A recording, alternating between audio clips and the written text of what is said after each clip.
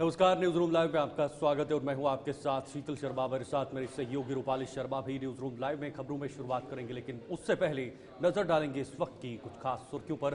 पहली बड़ी खबर आपको बताएंगे, आज प्रधानमंत्री मोदी गुजरात के दौरे पर हैं और ये 2 दिवसीय दौरा होगा और आज दिन में 3 रोड शो भी प्रधानमंत्री मोदी करेंगे। इसके बाद महाराष्ट्र दौरे पर गृह मंत्री अमित शाह हैं, उस हवाले से भी बात की जाएगी, जहां पर आपको बता दें कि ये जो दौरा है ये चुनावी रणनीति स्ट्रेटजी एजेंडा बनाने के लिए किया जा रहा है, जिसमें गृह मंत्री अमित शाह महाराष्ट्र जा रहे हैं। अगली खबर आपको बताएंगे, सीएम योगी आदित्यनाथ आज संत कबीर नगर के दौरे पर हैं और उनके दौरे को लेकर फिलहाल वहां लोगों में उत्साह है और इस दौरे की जो ऑफिशियल तैयारियां हैं वो भी पूरी कर ली गई। इसके बाद कोरोना की बात करेंगे, क्योंकि कोरोना हमारे बीच एक बार फिर से दस्तक दे चुका है और लगातार इसमें केसेस बढ़ते हुए नजर आ रहे हैं। जहां पर पूरे भारत देश की अगर बात की जाए तो अलग अलग राज्यों में कई ऐसे केसेस सामने आ चुके हैं। तो कहां कितने केसेस हैं, इस हवाले से भी जानकारी आपको देंगे।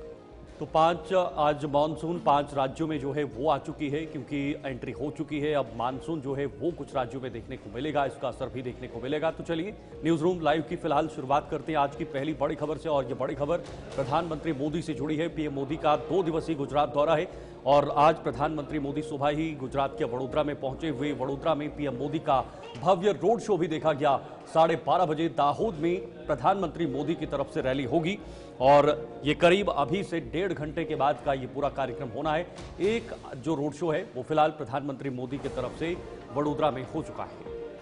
तो बिल्कुल यहाँ पर आपको बता दें कि ये बेहद खास, जहाँ पर फिलहाल आपको बता दें कि प्रधानमंत्री नरेंद्र मोदी का ये वडोदरा का बेहद खास दौरा रहने वाला है और इस बीच रोड शो किया है और 12:30 बजे दाहोद में रैली को संबोधित करेंगे।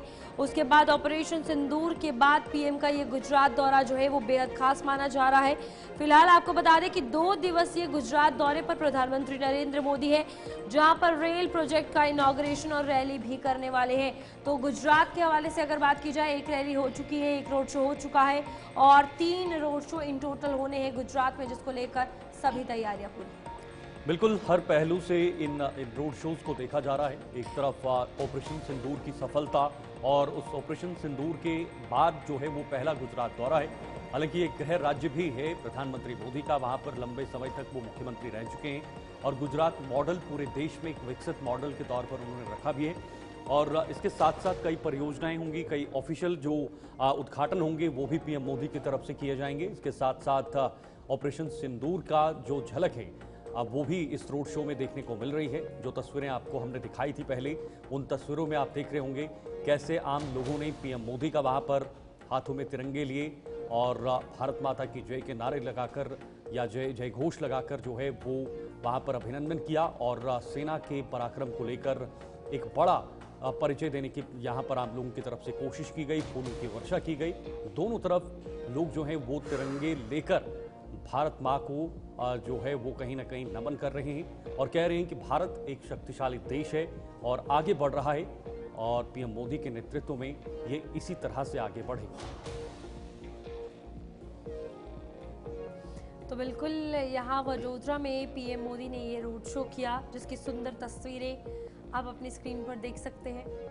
और इस बीच रेल प्रोजेक्ट का इनॉग्रेशन, 3 रोड शो, जिसमें ऑपरेशन सिंदूर के बाद प्रधानमंत्री नरेंद्र मोदी का गुजरात का ये दौरा बेहद खास है और वो झलक देखी भी जा सकती है इन तस्वीरों में, जो तिरंगे में हाथ में लिए लोग वहां पर खड़े हैं इस भव्य रोड शो में। चले, महिपाल सिंह हमारे साथ ब्यूरो चीफ गुजरात से ज्वाइन हुए हैं। महिपाल के पास जाकर जरा जानकारी लेंगे। महिपाल, एक रोड शो हो चुका है, जो तस्वीरें भी सामने आई हैं, जिसकी झलकियां हम सब ने देखी हैं, कितना लोगों में उत्साह नजर आ रहा था और लोगों ने किस प्रकार से प्रधानमंत्री मोदी का वहां पर अभिनंदन भी किया है। आज का पूरा दिन जो है इसमें लगभग 3 रोड शो होने जा रहे हैं। जरा पूरा विस्तार से अपने कार्यक्रम को जरा बताइएगा।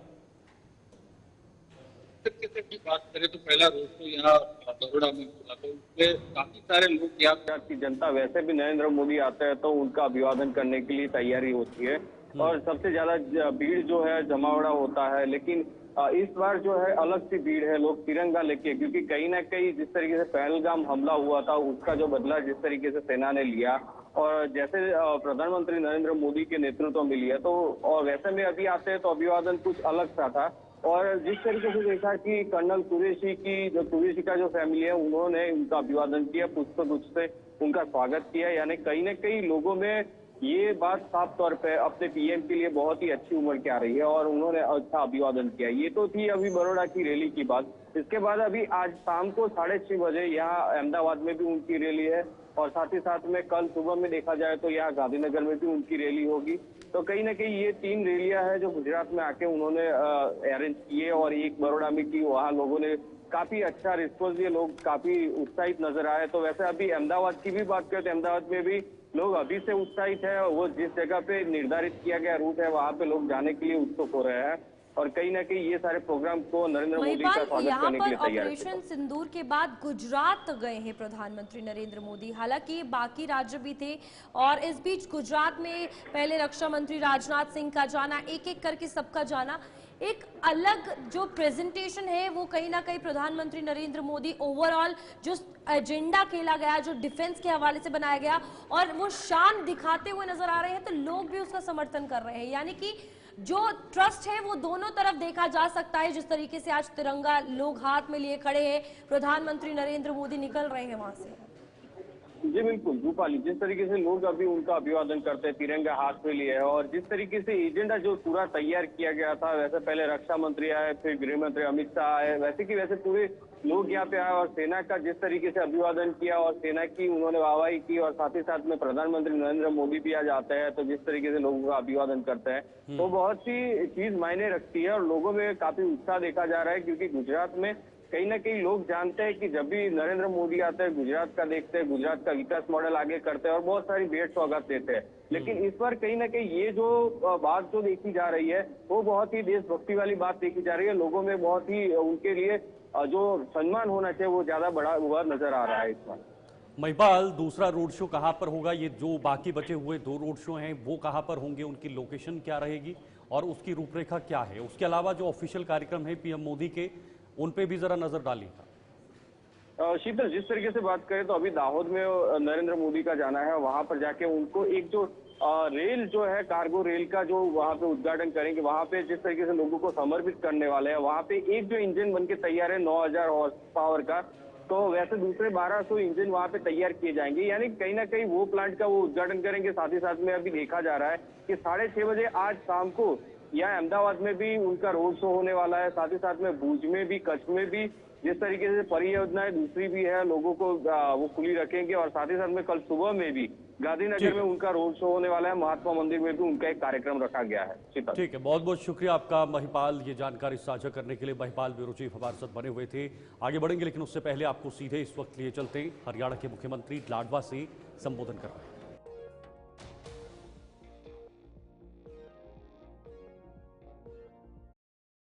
श्रीमती आशा रानी जी, हमारे सरपंच प्रतिनिधि सुनील कुमार जी, पूर्व में मंडल के अध्यक्ष देशराज शर्मा जी, मंच पर विराजमान सभी हमारे अधिकारीगण,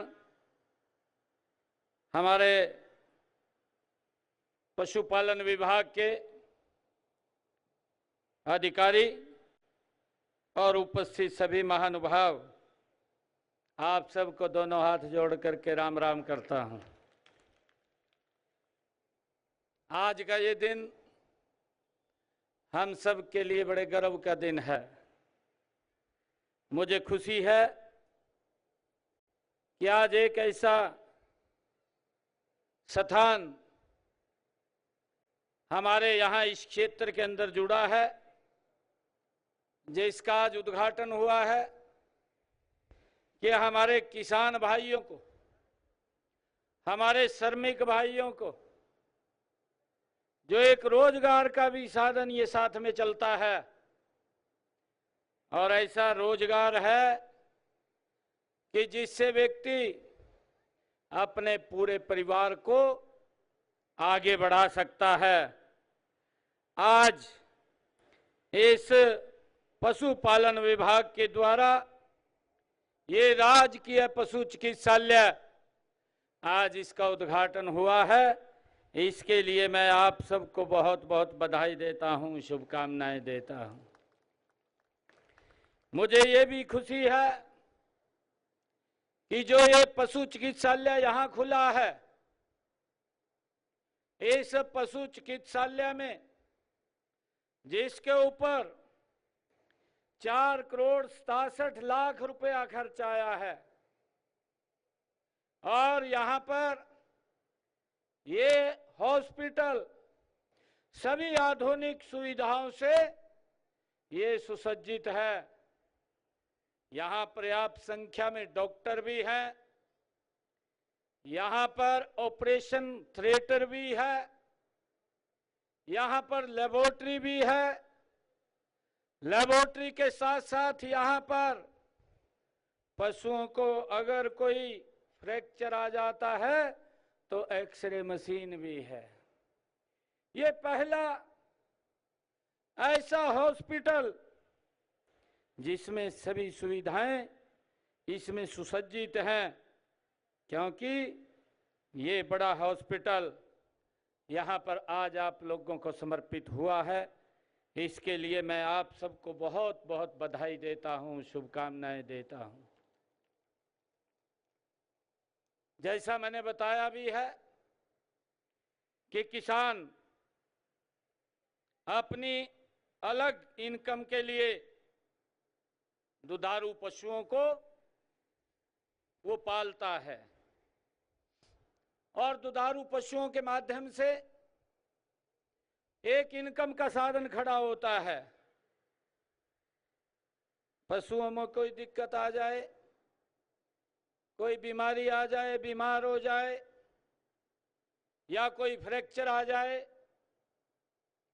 क्योंकि पशु वो बता नहीं सकता, परंतु हमारे डॉक्टर यहाँ लेबोरेटरी के माध्यम से या एक्सरे के माध्यम से उसको देख करके पशु का एक सुरक्षित इलाज यहाँ पर हो जाएगा। क्योंकि हम सब देखते हैं, मैं आज यहाँ पर हमारे जितने भी पशुपालक हैं उनको भी मैं बहुत बहुत हार्दिक स्वागत और उनका अभिनंदन करता हूँ। साथ ही मैं यह पॉलीक्लिनिक एक ऐसा संस्थान है जो अत्याधुनिक ये सुविधाओं से सुसज्जित है। यह इस क्षेत्र के पशुओं के लिए उच्च स्तरीय चिकित्साएं ये उपलब्ध कराएगा, ये भी मुझे बहुत खुशी है। मित्रों, आप सब जानते हैं कि वर्तमान समय में पशुपालन में कई चुनौतियां आ रही हैं। सबसे बड़ी चुनौती तो पशुओं के स्वास्थ्य को लेकर के है। आज दुधारू पशु की कीमत हजारों में नहीं, आज लाखों में पशु उपलब्ध होते हैं और बीमारियां आजकल इस प्रकार की आती हैं कि वे पशु का पता भी नहीं चलता। और एक, जैसा मैंने कहा कि एक इनकम का साधन भी है। हमारे किसान तो पालते ही हैं, परंतु जिनके पास भूमि नहीं है, जो भूमिहीन है, वो व्यक्ति भी इसके माध्यम से अपने परिवार का अच्छी तरीके से गुजारा कर सकता है। उसके सामने भी, क्योंकि जो भूमिहीन किसान है उसके सामने भी इतना जो महंगा अगर पशु मिलता है तो उसके सामने उसको खरीदने की बड़ी कठिनाइयां वो आती हैं। वह खरीद तो लेता है, परंतु उसे पशु के स्वास्थ्य की चिंता रहती है, क्योंकि महंगा पशु होता है।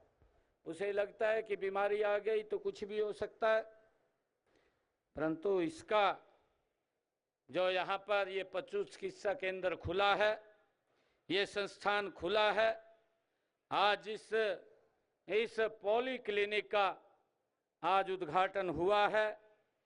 यह सारे हमारे जो पशुपालक हैं, चाहे वो भूमिहीन पशुपालक है जिसको चिंता होती थी कि कोई बीमारी आ गई तो क्या होगा क्या नहीं होगा, अब वो सारी की सारी चिंता दूर करने का काम इस पॉलीक्लिनिक से वो किसान और भूमिहीन किसान को वो करने का काम किया है। इस पॉलीक्लिनिक में जैसा बताया गया है, पैथोलॉजी, पैरासिटोलॉजी, गायनोलॉजी और माइक्रोबायोलॉजी, सर्जरी, अल्ट्रासाउंड, एक्सरे जैसी सेवाओं के साथ साथ इंडोर और आउटडोर उपचार इकाइयां भी यहाँ उपलब्ध हैं। और मुझे ये भी खुशी है कि साथ ही यह संस्थान विशेषज्ञ पशु चिकित्सक अधिकारियों, तकनीशियनों और सहायक स्टाफ से सुसज्जित होगा, जिसमें यह एक आदर्श पशु चिकित्सा केंद्र के रूप में ये काम करेगा, स्थापित होगा। मैं बताना चाहूँ लाडवा से इस वक्त नायब सिंह सैनी को आप सुन रहे थे, और हरियाणा के मुख्यमंत्री ये नायब सिंह सैनी, जिन्होंने ये कहा कि जनता के हित में काम करते रहेंगे, जनता के हित में फैसले लेते रहेंगे। अब बात करेंगे गृह मंत्री अमित शाह के दौरे की, जो इस वक्त महाराष्ट्र के दौरे पर हैं, और महाराष्ट्र में जो स्थानीय निकाय चुनाव या बाकी अन्य चुनाव होने हैं, उसको लेकर ये दौरा बहुत ज्यादा महत्वपूर्ण माना जा रहा है। निकाय चुनाव के लिए कार्यकर्ताओं में जोश भरेंगे गृह मंत्री अमित शाह। 3 दिवसीय महाराष्ट्र दौरे पर केंद्रीय गृह मंत्री अमित शाह महाराष्ट्र के दौरे पर हैं, और कई सारे ऐसे कार्यक्रम भी होंगे जिसमें खुद गृह मंत्री अमित शाह शामिल होने जा रहे हैं। तो बिल्कुल आपको बता दें कि यहाँ पर ये बेहद खास रहने वाला है, जहां पर 3 दिवसीय महाराष्ट्र दौरा है, और इस बीच शुद्ध भाजपा के लक्ष्य को पूरा करने की कोशिश की जा रही है। वार्ड और पंचायत लेवल पर जितने भी कार्यकर्ता हैं उन सभी को एक्टिव किया जाएगा, और साथ ही साथ 2029 का लक्ष्य किस हिसाब से 2024 में हासिल किया, ये उनके द्वारा बताया जाएगा। और फिलहाल इस पूरी चीज़ों को लेकर जोश भरते हुए अपने कार्यकर्ताओं में गृह मंत्री अमित शाह नजर आएंगे। बिल्कुल, देखिए बहुत महत्वपूर्ण है अमित शाह का ये दौरा, और महाराष्ट्र में जो चुनाव होने हैं, खास तौर पर निकाय चुनाव, उसको लेकर कार्यकर्ताओं को एक जोश भरने का काम गृह मंत्री अमित शाह की तरफ से किया जाएगा। जोश भरने के साथ साथ रणनीति कैसे तैयार होगी ग्राउंड पर, क्योंकि स्थानीय चुनाव होते हैं, इसमें ग्राउंड लेवल पर अपनी रणनीति है वो तैयार करनी होती है, अपनी नीति को उतारना होता है, और भविष्य में क्या काम होंगे उसको लेकर भी ये तमाम चीजें देखनी होती है। क्योंकि विधानसभा के चुनाव में भारतीय जनता पार्टी में जबरदस्त प्रदर्शन किया है, 140 के आसपास सीटें वहां से हासिल की है, और लगभग 75 यानी 75% वहां से strike rate Bharatiya Janata party का रहा है। उस वजह से बीजेपी के अंदर जो इस वक्त जोश है वो दोगुना है, और उसी को बढ़ाने के लिए फिलहाल कार्यकर्ताओं को मजबूत करने की कोशिश गृह मंत्री अमित शाह और जो चाणक्य के नाम से भारतीय जनता पार्टी में जाने जाते हैं उनकी तरफ से किया जाएगा। तो बिल्कुल यहाँ पर फिलहाल केंद्रीय गृह मंत्री अमित शाह ये अपने 3 दिन के महाराष्ट्र दौरे के दौरान आपको बता दें कि नागपुर, नांदेड़ और मुंबई भी जाएंगे, जहां पर मुंबई में सभाएं, भाजपा कार्यकर्ताओं के साथ बैठक, इन तीनों जगहों पर की जाएगी। इस बीच जो कुछ महीने के बाद स्थानीय निकाय चुनाव हो रहे हैं उस हवाले से भी बातचीत की जाएगी। अमित शाह का कार्यक्रम क्या कुछ है, 3 दिवसीय महाराष्ट्र दौरे पर है।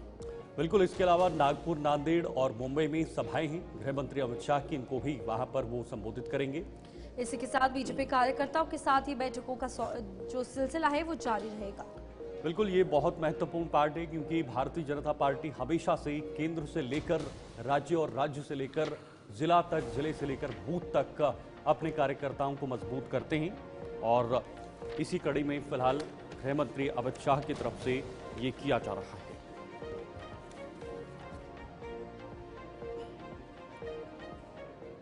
तो यहाँ पर दौरों की बात हो रही है, जहां पर महाराष्ट्र दौरे पर गृह मंत्री अमित शाह, गुजरात दौरे पर प्रधानमंत्री नरेंद्र मोदी, तो यूपी के संत कबीर नगर में योगी आदित्यनाथ जो कि मुख्यमंत्री है यूपी के, वो भी दौरे पर है। और ये बेहद खास है, जहां पर आपको बता दें कि सीएम के आगमन को लेकर प्रशासन ने पूरी तैयारियां कर ली है।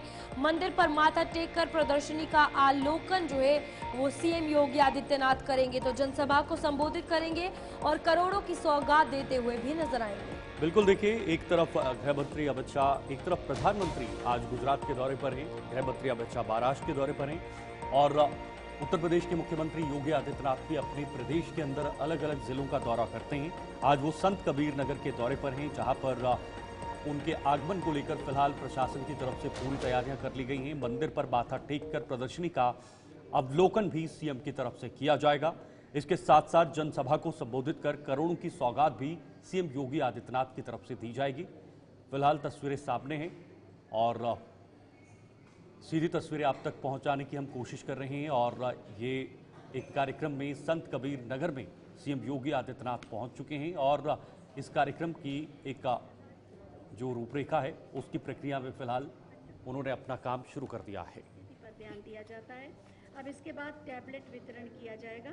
इस क्रम में जूनियर हाई स्कूल कमेलिया खास बहराइच की श्रीमती आंचल श्रीवास्तव सहायक अध्यापिका 210 नामांकन वाले इस विद्यालय को उत्कृष्ट अध्यापकों के प्रयासों के लिए भी सम्मान दिया जा चुका है। इसके बाद आएंगे junior high school Lakhimpur Kheri के श्री उमाशंकर मौर्य जी प्रधानाध्यापक। विद्यालय में 435 छात्र नामांकित हैं। जनपद का सर्वाधिक छात्र नामांकन का पुरस्कार भी मिला है। जूनियर हाई स्कूल हरदोई के श्री विजय प्रताप प्रभारी प्रधानाध्यापक हैं। 500 से अधिक छात्र नामांकन किया है इनके विद्यालय में और इनके बच्चों को इंस्पायर पुरस्कार हेतु भी चयनित किया गया है। Junior high school Mahmudpur Lucknow की श्रीमती नीता यादव प्रभारी प्रधानाध्यापिका। 2022 में आपको राज्य अध्यापक पुरस्कार से भी सम्मानित किया जा चुका है। 72 छात्र छात्राओं का नामांकन 388 नामांकन किए गए हैं।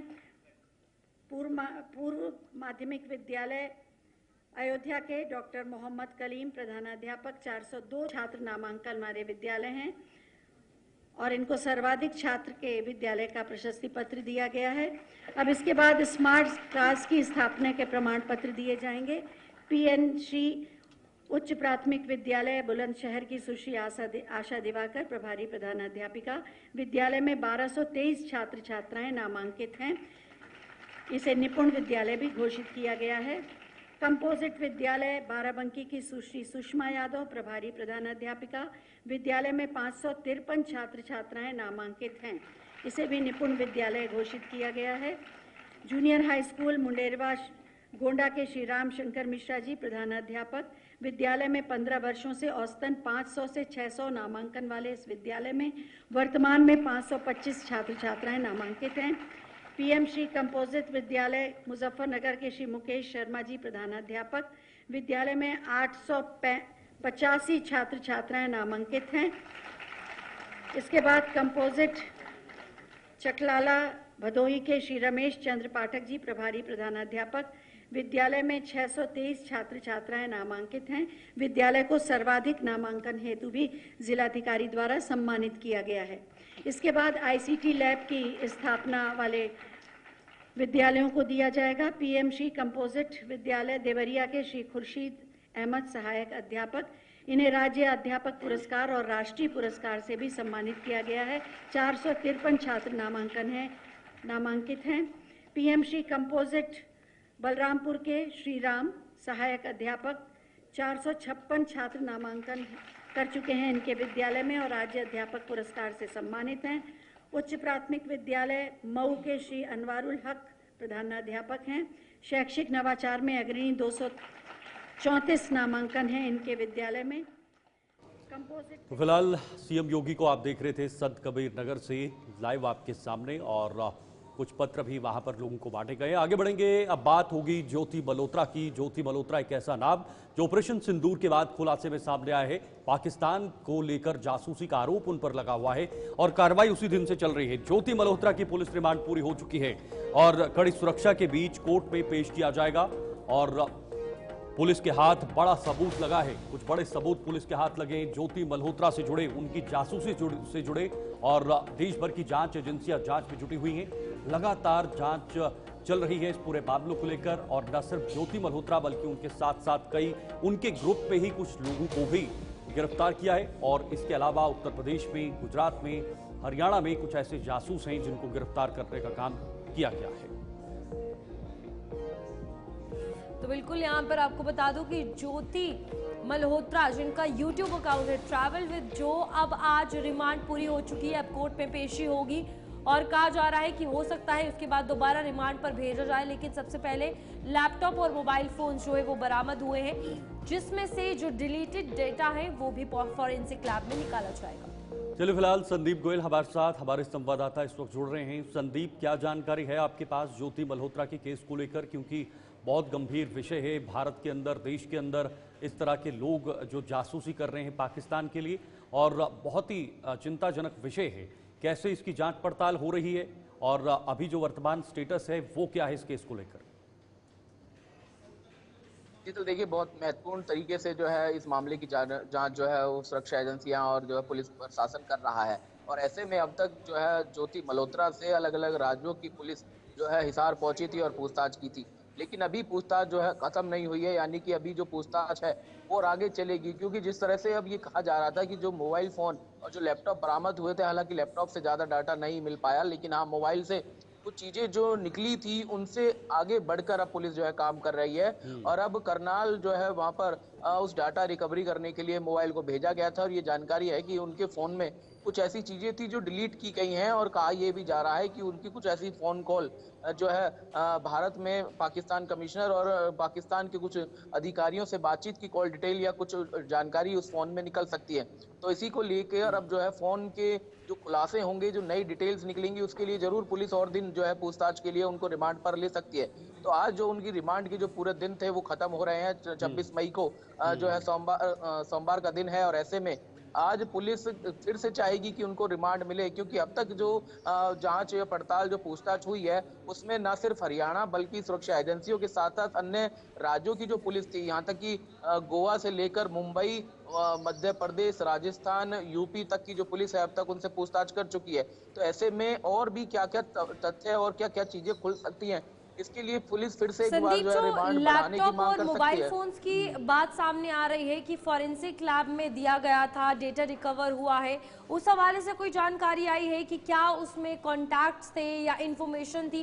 क्योंकि एक और कहा जा रहा है कि मददगार पकड़ा गया है जो ऑपरेशन सिंदूर की जानकारी शेयर कर रहा था। तो इस डेटा में क्या कुछ निकला है, फिलहाल सामने आया है?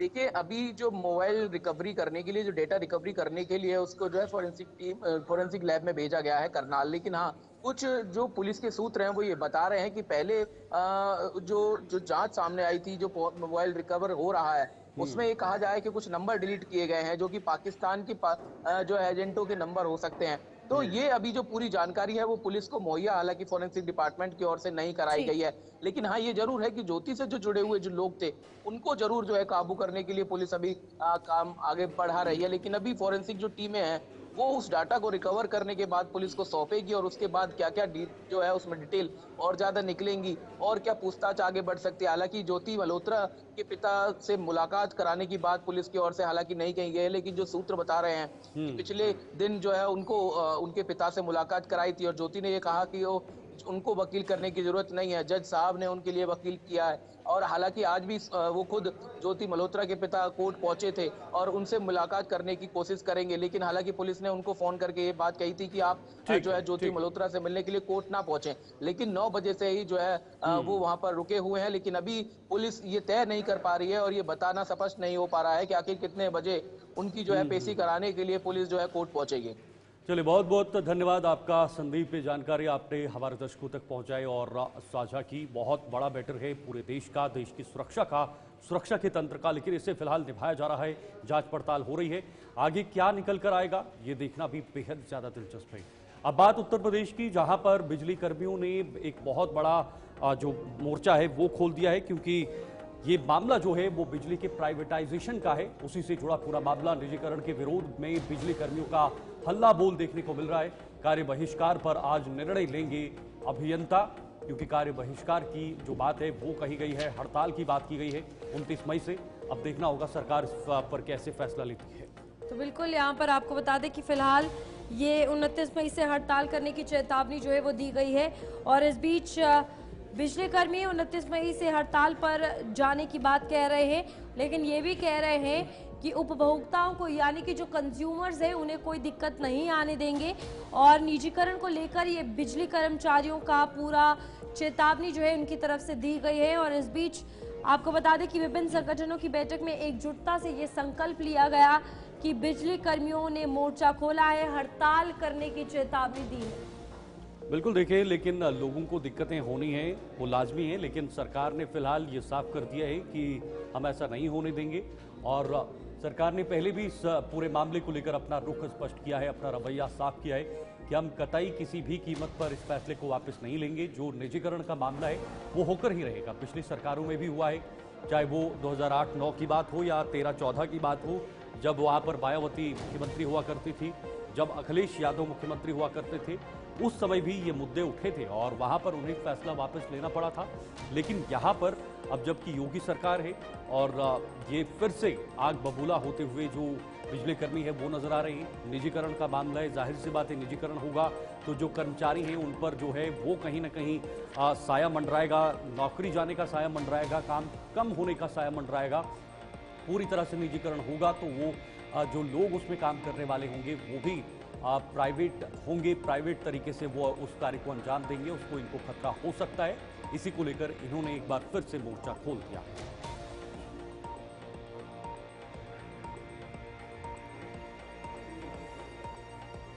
रजा बास हमारे साथ हमारे सहयोगी जुड़ रहे हैं। रजा, बिजली कर्मियों का जो गुस्सा है वो देखने को मिल रहा है क्योंकि उनको खतरा है, अपनी नौकरी का जेन्युइन इशू है, लेकिन सरकार इस मुद्दे को लेकर अभी तक कितनी गंभीर है और कैसे इस पर मॉनिटरिंग की जा रही है?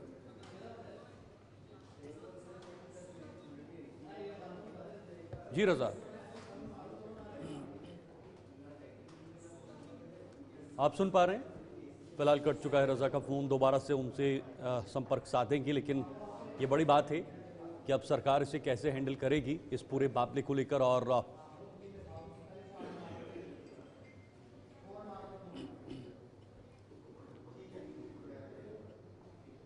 चलिए फिलहाल आपको सीधे लिए चलते हैं संत कबीर नगर, जहां पर मुख्यमंत्री योगी आदित्यनाथ इस वक्त संबोधन कर रहे हैं। कार्यक्रम के साथ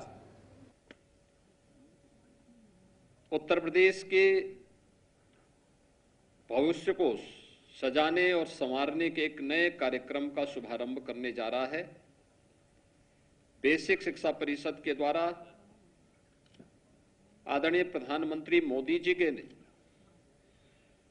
यशस्वी मार्गदर्शन और तेजस्वी नेतृत्व में प्रदेश सरकार ने गत 8 वर्ष के अंदर बेसिक शिक्षा के क्षेत्र में जो आमूलचूल परिवर्तन करने की दिशा में कदम बढ़ाए हैं, इसके लिए मैं परिषद को, सभी शिक्षकों को हृदय से बधाई देता हूं। आप सबका मैं अभिनंदन करता हूं।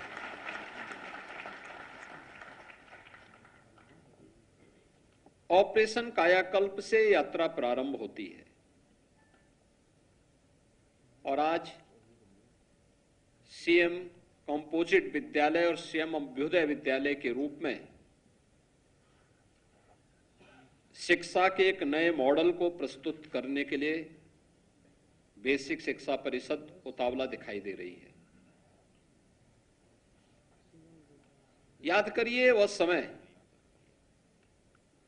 जब विद्यालयों में छात्रों का अभाव था, छात्र छात्राएं नहीं थे, विद्यालय बंद के कगार पर खड़े थे।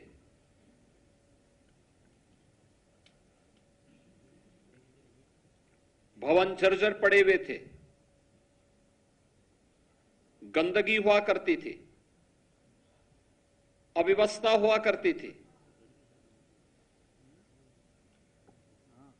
उन स्थितियों में ये यात्रा प्रारंभ हुई और एक पहल की आवश्यकता थी। प्रदेश सरकार ने, प्रदेश में सरकार बदलते ही पहल प्रारंभ हुई तो उसको नेतृत्व अपने अपने विद्यालय में संबंधित विद्यालयों के प्रधानाचार्यों ने, शिक्षकों ने और उससे जुड़े हुए अन्य जो उनके सहयोगी थे, उन सब ने मिलकर के जो कार्य प्रारंभ किया। आज आप देख सकते हैं कि प्रदेश में लगभग सभी विद्यालय ऑपरेशन कायाकल्प के साथ जुड़ चुके हैं। जो थोड़े बहुत बचे होंगे 2-3%, मुझे लगता है कि इस वर्ष वे भी ऑपरेशन कायाकल्प से आच्छादित हो जाएंगे। स्कूल में ड्रॉप आउट रेट, क्यों ज्यादा होता है, क्यों बढ़ता है? जब वहां पठन पाठन का माहौल न हो, जब वहां पे बुनियादी सुविधाएं न हो, बालक बालिकाओं के लिए टॉयलेट की व्यवस्था नहीं, पेयजल की व्यवस्था नहीं, शिक्षक कभी आ रहे हैं कभी नहीं आ रहे हैं,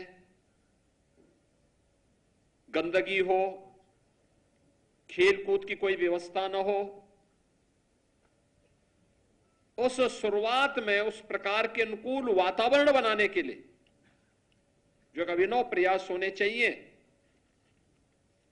जब वह नहीं हुए तो हम लोग देखते थे कि एक सामान्य व्यक्ति भी अपने बच्चे को बेसिक शिक्षा परिषद के स्कूल में 2017 के पहले नहीं भेजना चाहता था।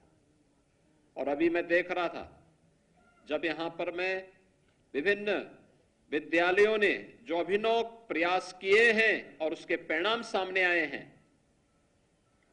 आप अनुमान करेंगे बेसिक शिक्षा परिषद के स्कूलों में अब 800 और 900 और 1000 और 1200 तक बच्चे हों, यह एक नए परिषदीय विद्यालयों की तस्वीर को दुनिया के सामने रखता है। लोग यही बोलते थे 2017 में कि सब क्या हो रहा है, आप लोग दे तो रहे हैं लेकिन उसका रिजल्ट क्या है? हमने कहा रिजल्ट भी आएगा,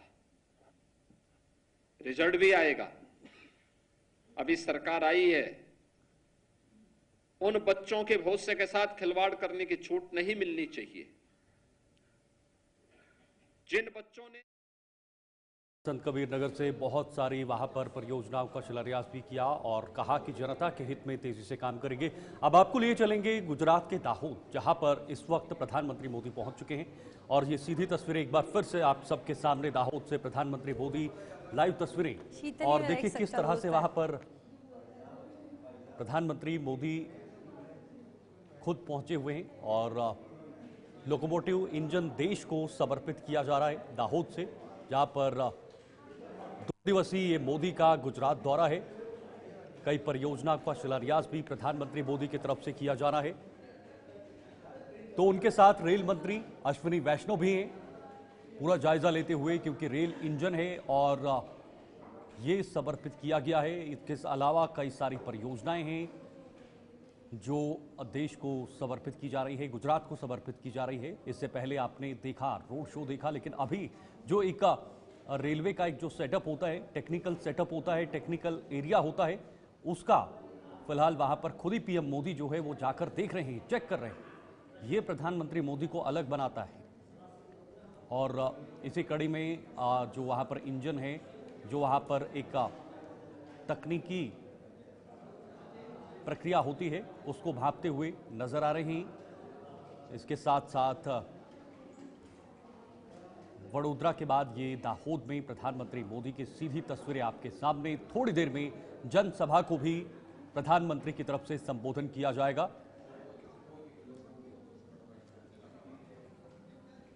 पहले आपने रोड शो की तस्वीरें देखी, क्योंकि 2 दिन का ये दौरा है। 2 दिन के दौरान में रोड शोज भी होंगे। आज दिन में ही लगभग 3 रोड शोज हैं पीएम मोदी के।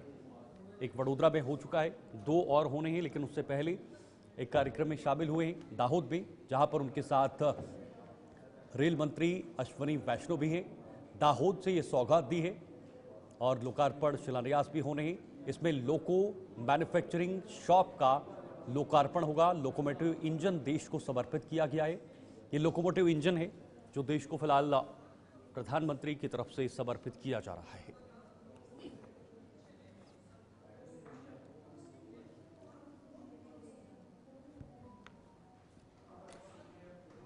तो एक बहुत बड़ी बात यह है कि दाहोद में अगले 1 साल तक बहुत सारे इंजन बनाने का एक लक्ष्य तय किया गया है।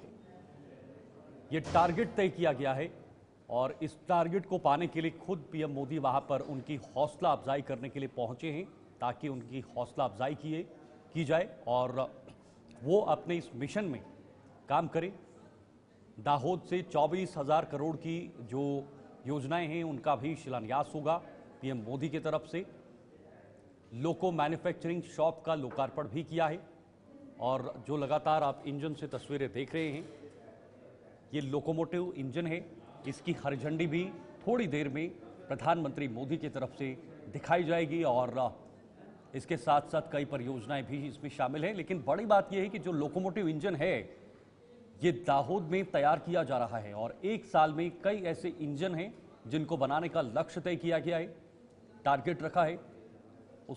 उसी को जो समझाने की यहाँ पर इस वक्त रेल मंत्री की तरफ से कोशिश की जा रही है। पीएम मोदी को समझाया जा रहा है कि जो पूरा प्रोजेक्ट है ये किस तरह से रहने वाला है, इस प्रोजेक्ट को कैसे आगे अंजाम दिया जाएगा, इसका टारगेट या जो इसकी डेडलाइन है वो कैसे पूरी की जाएगी। एक तरफ दाहोद गुजरात का जो इस वक्त दृश्य है वो आप देख रहे हैं और दूसरी तरफ इससे पहले वडोदरा में एक ज़बरदस्त रोड शो भी निकाला गया पीएम मोदी की तरफ से। ये भव्य रोड शो ऑपरेशन सिंदूर के बाद ये पहली झलक गुजरात से पीएम मोदी की तरफ से। दोनों तरफ से लोगों ने वहाँ पर पीएम मोदी का आगमन किया, अभिनंदन किया, स्वागत किया, फूलों से वहाँ पर वर्षा की, तिरंगा लिए हुए उन्हें ऑपरेशन सिंदूर की सफलता को लेकर बधाई दी। और जो पहली तस्वीर आप देख रहे हैं वो बिल्कुल लाइव तस्वीरें हैं। थोड़ी देर में जनसभा भी होगी। जनसभा के जरिए पीएम मोदी जो हैं वो इसको लेकर जानकारी भी दे सकते हैं, इसको लेकर पूरी जानकारी भी साझा कर सकते हैं। जो लोकोमोटिव इंजन्स हैं, तकनीक की तरफ हमारा एक और बड़ा कदम, और भारत इसी तरह से दिन प्रतिदिन टेक्निकली बहुत स्ट्रांग होते हुए नजर आ रहा है। खास तौर पर जो रेलवे का नेटवर्क है उसको भारत में बढ़ाने की एक प्रक्रिया, भारत में ही मेड इन इंडिया को लेकर भी जोर दिया जा रहा है ताकि जितना हो सके वो भारत में ही तैयार किया जाए, हमें किसी देश पर निर्भर ना रहना पड़े। ऐसी परिस्थितियां भी भारत ने कुछ ही दिन पहले देखी हुई हैं जब भारत पाकिस्तान के बीच तनाव हुआ और भारत पाकिस्तान के इस तनाव से पूरे विश्व में एक हलचल सी देखी गई। कई देशों पर कूटनीतिक असर भी देखा गया, डिप्लोमैटिक इम्पैक्ट भी पड़ा और उससे कई देशों के बीच रिश्तों में दरारें भी देखी गई, चाहे वो अमेरिका, भारत हो या बाकी अन्य देश हो। जाहिर सी बात है उस विजन को ध्यान में रखते हुए पीएम मोदी ने आज ही से 2047 का जो लक्ष्य रखा है, विकसित भारत का जो लक्ष्य रखा है, उसकी तरफ बढ़ते हुए ये कोशिश है कि जितना हो सके वो भारत में हो, जितनी तकनीक को बढ़ावा दिया जा सके वो सिर्फ और सिर्फ भारत में दिया जाए, मेड इन इंडिया। और इसी के चलते फिलहाल दाहोद में प्रधानमंत्री मोदी आज ये लोकोमोटिव इंजन जो है वो देश को समर्पित कर रहे हैं। हरी झंडी भी दिखाएंगे, थोड़ी देर में जनसभा को भी संबोधित करेंगे।